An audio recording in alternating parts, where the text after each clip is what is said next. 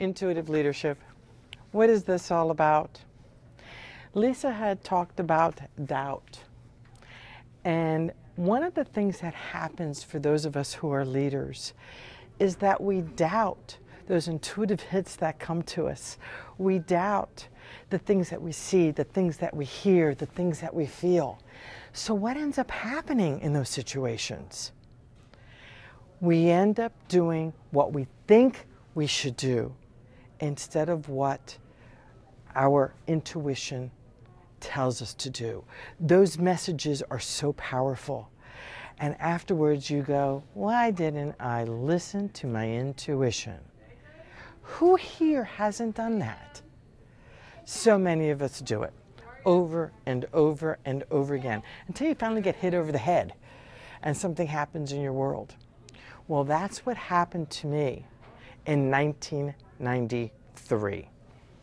I was sitting at my kitchen table and I had just been given a report on my personal behavior style. And I'm reading this report.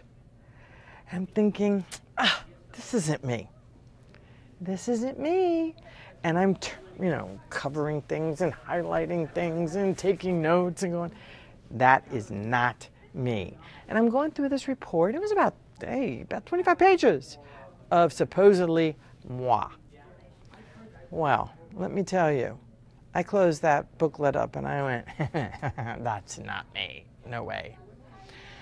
Well, about 2 weeks later, I was sitting in my green comfy chair and I'm reviewing this report again. And what happened? I'm looking at this thing, all my notes, the highlighters, everything that I wrote, and I went, I did do that. I did do that. Oh gosh, I did do this. And you know what? It really didn't feel good. It didn't feel good at all. And it was then that I realized that I wanted to change those parts about myself that I really didn't like. Those parts about myself that needed to improve, that needed to be better, that I knew that as a leader I could do if I just paid more attention to the insights that was given to me in that report. We are not objective about ourselves. And because we're not objective about ourselves, we end up doing and saying things, and people will tell us, well, you're doing this, you're doing this, you're doing this. But we don't listen. We don't listen, right?